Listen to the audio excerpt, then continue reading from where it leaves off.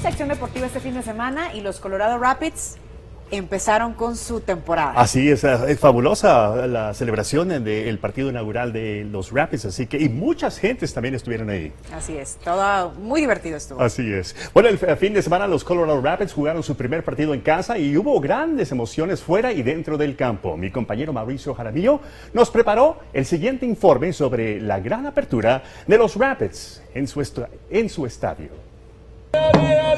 El sábado no fue un día más en el calendario de los amantes del fútbol en nuestra ciudad. Los Colorado Rapids abrieron su temporada regular en casa con un entretenido empate sin goles frente al New York City Football Club y desde muy temprano se vivió una fiesta a los alrededores del estadio en Commerce City. Hacia las 10 de la mañana empezaron a llegar los primeros fanáticos a organizar el evento que hacen siempre antes de los juegos. Este se realiza a las afueras de la cancha y es un espacio para que la gente vaya y disfrute en familia la previa del partido. En un parqueadero se organizan mesas con todo tipo de comidas y la barra Centennial 38 ofrece una gran variedad de bebidas y alimentos, como nos lo cuenta el propio Kevin Villa, líder de la fracción latina de esta fanaticada. Tenemos normalmente hot dogs, pizza, tenemos mucha variedad. La gente viene y come todo lo que quiera.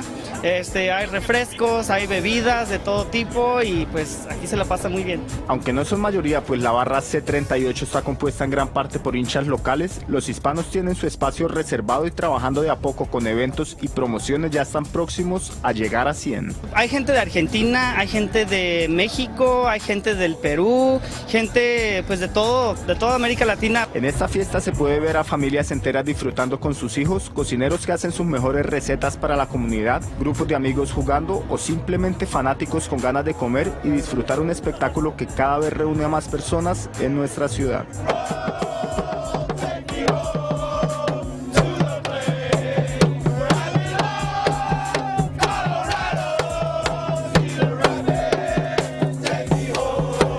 En general, la fiesta que se vivió a las afueras fue espectacular y todos, sin importar el idioma, demostraron que la pasión que tienen en común, llamada Colorado Rapids, supera todas las barreras. ¡Go Rapids!